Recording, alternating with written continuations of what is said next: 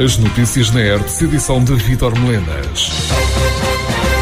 Sejam bem-vindos. Vamos para o desenvolvimento das notícias. A Associação de Desenvolvimento Integrado do Ribatejo Norte continua a aguardar a finalização do processo de credenciação do Programa 2030, que se encontra atrasado e coloca dúvidas quanto ao valor das verbas a distribuir pelos grupos de ação local. Como disse a Hertz Jorge Rodrigues, o coordenador local da ADIRN, há já a certeza que o montante a disponibilizar, 150 milhões de euros, será seguramente metade daquele que foi atribuído no programa anterior. Nós estamos a aguardar a finalização da credenciação para o programa 2030. Vamos apresentar as ideias conhecidas à data da chamada ficha líder, ou seja, das áreas elegíveis para o próximo período de programação. Pensávamos que já teria concluído nesta altura este processo de credenciação, mas existe algum atraso. Creio que em breve teremos a informação sobre os montantes disponíveis e o plano de ação concluído. Na ficha líder, do modelo que se conhece atualmente, está prevista uma continuidade de um eixo, de uma linha de trabalho, continuar da valorização do mundo rural e da renovação de aldeias. Portanto, aparentemente, e será quase certo, que haverá uma continuidade deste trabalho da promoção do património rural das aldeias. Nós temos a informação a nível nacional que existe uma verba de 150 milhões de euros para distribuir por todos os grupos, e os critérios terão a ver com a população e com a área geográfica, o que é menos de metade do anterior período de programação. E se assim for, nós teremos um mínimo de 2,5 milhões de euros para o próximo período de programação, que é uma verba muito escassa. Na verdade, o anterior período de programação também começou com alguma limitação de verbas e no final conseguimos chegar aos 10 milhões com as diversas candidaturas, reservas de eficiência, reforços, e temos esperança que desta vez se passe o mesmo. No fundo, havendo projetos e havendo boas intenções e boas candidaturas, de uma maneira ou de outra tentamos chegar ao financiamento. A base aparentemente não será grande dotação. Também a própria Federação das Associações já pediu uma reunião ao novo Ministro da Agricultura para tentar inverter a situação e melhorar a condição da abordagem territorial dos grupos líder, mas de qualquer modo o que nós vemos também é que quando os projetos são bem construídos e bem feitos, arranja sempre uma oportunidade de financiamento. O importante é ter as ideias e construir os projetos de forma interessante. A Protege é uma das 70 organizações norte a sul do país que vão promover o Encontro Nacional de Cidadania pela Defesa dos Rios e da Água. O objetivo é definir medidas e formas de mobilização da cidadania para combater a seca, assegurar a proteção dos rios e das águas subterrâneas e encontrar alternativas aos transvases e à construção de novas barragens e açudes. O Encontro Nacional de Cidadania pela Defesa dos Rios e da Água vai acontecer na Casa da Cultura de Coimbra durante o dia de 18 de maio. Maria da Graça Carvalho, Ministra do Ambiente e da Energia, fará a abertura do encontro, no qual os movimentos cívicos irão refletir sobre as medidas e as formas de mobilização da cidadania para alcançar a implementação das 15 reivindicações pelos rios e pela água que já foram apresentadas em março a todos os partidos políticos candidatos às últimas eleições legislativas. Uma das medidas é, como disse a Hertz Paulo Constantino, da Protege, Movimento pelo Tejo, a proteção dos recursos hídricos, nomeadamente dos rios e águas subterrâneas. O manifesto rejeita também a construção de novas barragens e açudes e a criação de transvases, infraestruturas hidráulicas que Paulo Constantino afirma não gerarem mais água. As barragens, os transvases, as infraestruturas hidráulicas não geram mais água e têm um custo imenso para o erário público. É o dinheiro de todos os contribuintes que vai pagar essas infraestruturas. E, efetivamente, elas não geram mais água. Quando houve a seca de 16 meses do ano hidrológico 2021-2022, não havia água em nenhuma das barragens de norte a sul do país. As barragens estavam quase todas a seco. Portanto, aquilo que pode gerar mais água é, efetivamente, termos mais floresta, termos mais coberto vegetal em todo o país, e é isso que pode aumentar a probabilidade de termos mais precipitação em todo o país. Nós temos que pensar na Península Ibérica, como o sul da Península Ibérica, nomeadamente a zona a sul do Rio Tejo e a zona sul da própria Espanha, a Andaluzia, serem zonas que vão ter cada vez menos recursos hídricos. Aquilo que podemos fazer em todo o país, e especialmente na zona do sul, é precisamente tentar aumentar a floresta autóctone, tentar aumentar a coberta vegetal, que permita uma maior probabilidade de precipitação e retenção da água nos solos. Paulo Constantino refere ainda que a correta gestão da água será suficiente para poupanças na ordem dos 50%, evitando-se assim investimentos de milhões de euros ao país. Por haver um uso eficiente da água e uma redução das perdas na distribuição. Antes de pensarmos gastar água em transvasos, em barragens, em desalinizadoras, é reduzir, é manter a eficiência do uso e a redução das perdas na distribuição de água. Se conseguíssemos fazer isso, as perdas de água na agricultura são de 40%,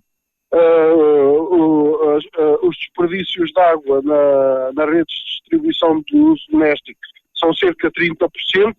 Conseguíamos fazer o mesmo que fazemos atualmente na agricultura e no uso doméstico com metade da água que atualmente gastamos e captamos dos rios e captamos dos lençóis freáticos, das águas subterrâneas.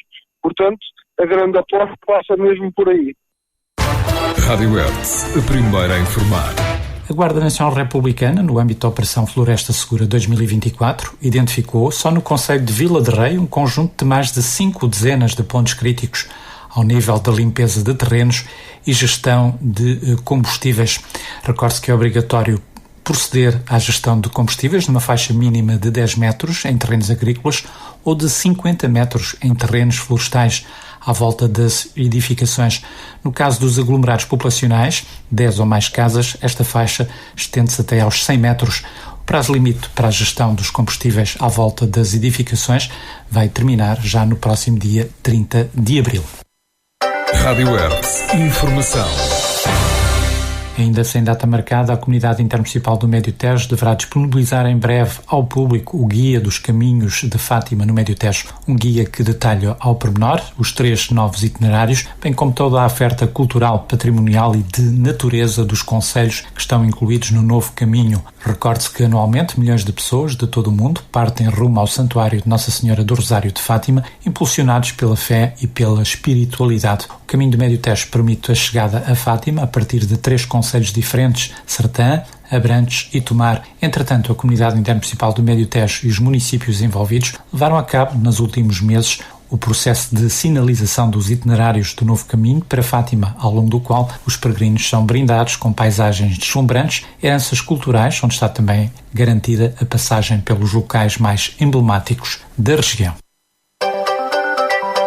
Rádio Hertz, informação.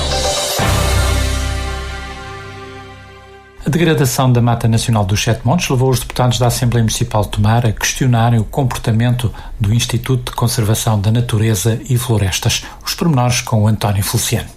A Assembleia Municipal de Tomar mostrou-se preocupada com o atual estado da Mata Nacional dos Sete Montes, registro para a apresentação de moções que alertam no sentido da degradação daquele espaço, altura em que não faltaram críticas ao comportamento do Instituto da Conservação da Natureza e Florestas. O Chega, por exemplo, pela voz de Américo Costa, lamenta a degradação progressiva, em especial da antiga cerca conventual. Está em causa o jardim principal daquele espaço, que tem perdido o verde ao longo dos últimos meses, numa imagem que o ICNF não justifica, apesar de a Hertz já ter solicitado em tempo oportuno um pedido de esclarecimentos. Américo Costa lamenta que o espaço esteja a morrer aos poucos perante a indiferença quase geral, classificando o Executivo Municipal como uma lástima. A degradação progressiva da Mata dos Sete Montes ainda pode ser evitada? Reconheço que a minha esperança vai diminuindo. A considerável degradação da antiga cerca conventual, especialmente o jardim francês da Horta dos Frades, os resultados são decepcionantes. O único movimento significativo foi uma ação de fachada às vésperas da festividade dos tabuleiros. A então Presidente da Câmara, visivelmente desconfortada, em vez de buscar o diálogo para encontrar uma solução, simplesmente passou a responsabilidade para a entidade responsável pela mata, afirmando que o problema era um fungo atacando as plantas de bucho, conforme indicado pelos técnicos, e que a Câmara custearia um tratamento adequado. Esqueceram a mudança operada no ecossistema devido ao desvio de toda a água dos pegões, que antes abastecia o convento, o castelo e a mata, foram em vão. O tratamento proposto foi realizado. A Câmara arcou com os custos, os tabuleiros foram exibidos em condições mais ou menos aceitáveis, a Presidente mudou-se para outras áreas sem problemas de fungos. O jardim está praticamente sem vida. Resta apenas a vegetação espontânea, sustentada pela chuva sazonal. Neste próximo verão, a cor predominante, o castanho em vez do verde. Enquanto isso, a cerca e o pomar do castelo estão a morrer diante dos nossos olhos, enquanto a indiferença quadro geral prevalece. Tomar é verdadeiramente uma terra peculiar e o seu executivo é o que está à vista. Uma lástima. Já Bruno Graça, eleito da CDU, recordou que a sua bancada alertou em tempos para a destruição da mata dos Sete Montes, que considerou como um assunto de Tomar e da sua população. Quanto a mata é um assunto, antes de mais, de Tomar e da sua população. Em segundo lugar, que a Mata Nacional dos Sete Montes é de facto um ex-libris de Tomar e que o município e a população não podem deixar de assumir com firmeza a sua intransigente devolução, defesa e requalificação. E, finalmente, o município deve ter abertura para considerar as suas responsabilidades em todas as vertentes, querendo assumir, como é nossa opinião que deve, a gestão do espaço.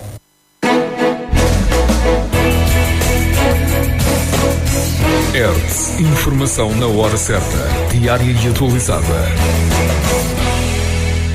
A Casa do Conselho de Tomar em Lisboa vai realizar o seminário Efeitos do Movimento Migratório das Gentes Rurais do século XX e Retorno às Origens no século XXI. O evento pretende promover o debate em torno do tema das migrações, numa altura em que a questão da imigração marca também a atualidade nacional. O presidente da direção da Casa do Conselho de Tomar em Lisboa marcou presença na ERTE, onde abordou a realização do seminário, que se divide em 3 momentos distintos a realizar ao longo dos próximos meses. Entendemos que seria importante aflorar e explicar e dar a pensar um momento essencialmente de reflexão sobre os processos migratórios, considerando que as casas regionais é isso mesmo, todo ele é um processo migratório.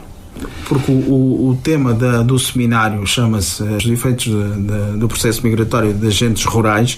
Rurais aqui não é porque serem do campo, é do processo de migração do interior para o litoral e para fora de Portugal. E depois, o mais importante ainda seria o retorno às origens da terra que os viu nascer.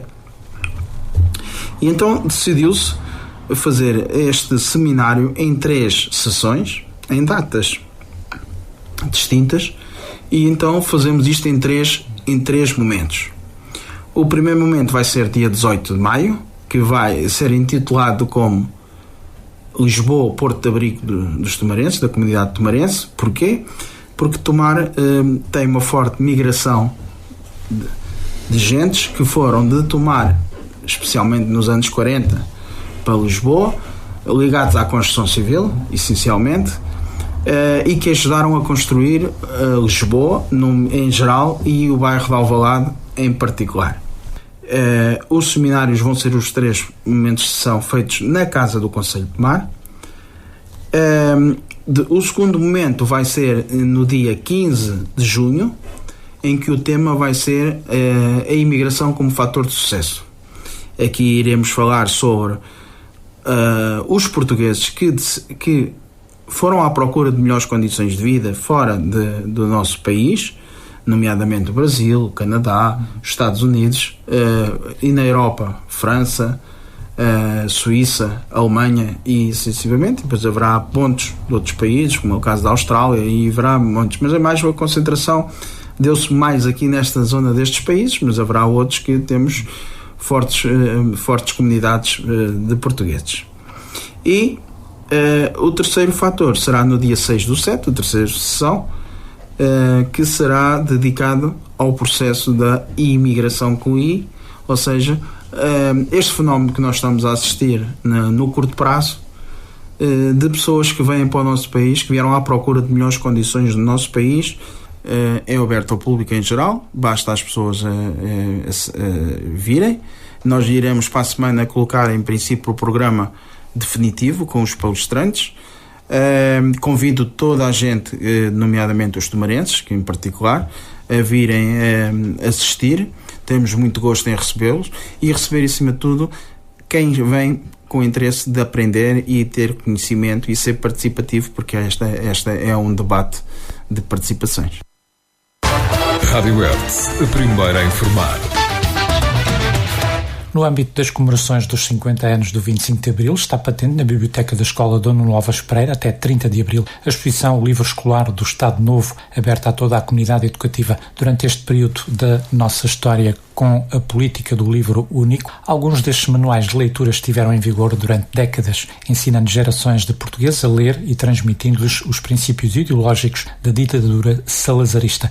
Para os mais velhos, a visita à exposição será uma viagem ao tempo da infância, já para os alunos é uma experiência realista sobre a escolaridade durante o Estado Novo. Mas esta não é só uma exposição de livros escolares e dos seus conteúdos, já que ela recria toda a envolvência de uma sala de aula de ensino primário, desde os materiais didáticos, como a pedra ou a ardósia, as carteiras com os seus tinteiros e canetas de aparo ou os cadernos de 2 linhas. Além destes materiais, estão também presentes os recursos pedagógicos usuais na época, como a palmatória, a régua e a cana. Esta atividade é organizada pela área disciplinar de História, em colaboração com a Biblioteca Escolar Pedro Cerumenho e o Clube Mais Humanidade.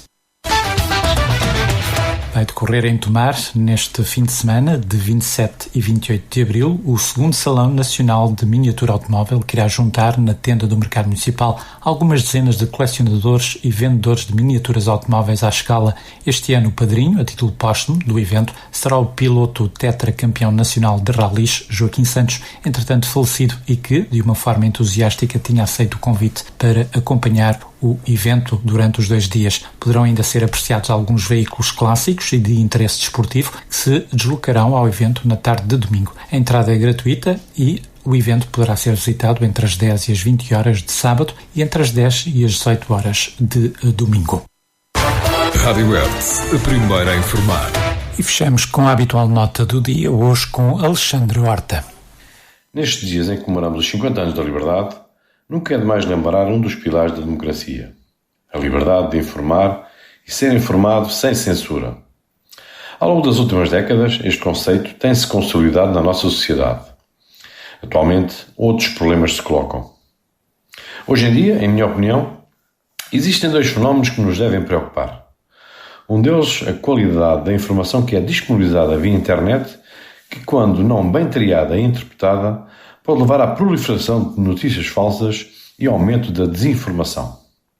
Outro, com a tremenda quantidade de informação à distância de um clique, muitas pessoas, especialmente jovens, estão aliadas dos temas sociais, económicos e políticos que a todos devem preocupar. Perante estas ameaças, algo terá que ser feito para minimizar o seu impacto. Quanto maior é o afastamento e desconhecimento dos temas essenciais, maior a probabilidade de intoxicação com propaganda que, dissimuladamente, poderá fazer pregar liberdades que julgamos por eternamente adquiridas. Cabe ao poder político, aos diversos níveis, tentar minimizar este efeito. Maior proximidade aos cidadãos, mais transparência na informação e rigor na gestão da coisa pública poderão ser vias para a solução. Ao nível do mar, que é o que mais nos interessa, e no que diz respeito à proximidade e transparência, a Câmara e a Assembleia Municipal já fazem um esforço nesse sentido, disponibilizando, por exemplo, a transmissão indireta das suas sessões, contribuindo dessa forma para uma maior visibilidade às suas decisões e aumentar o interesse por parte dos cidadãos. Havendo eventualmente outras formas de incrementar esse interesse, esta parece ser a que mais facilmente poderá dar frutos a curto prazo. Em sentido contrário a esta tendência, parece estar o Executivo da União das Freguesias de Tomar, São João Batista e Santa Maria dos Olivais. Com efeito, após uma moção interposta pelos vogais do PST e votada por maioria, para que as sessões da Assembleia de Freguesia fossem transmitidas via internet, o Executivo da Junta, finalmente, decidiu, e bem, inscrever no orçamento de 2023 uma verba destinada à implementação desse serviço, havendo a expectativa de que até meio do ano de 2024 o sistema tivesse implementado. Para surpresa geral, na sessão da Assembleia do passado dia 18 de abril, o Sr. Presidente da Junta anunciou que o Executivo não iria avançar com a instalação do dito serviço porque, em sua opinião, é um serviço caro. Aproveitou ainda a ocasião para acusar a oposição de apenas querer fazer show-off com este tipo de transmissões.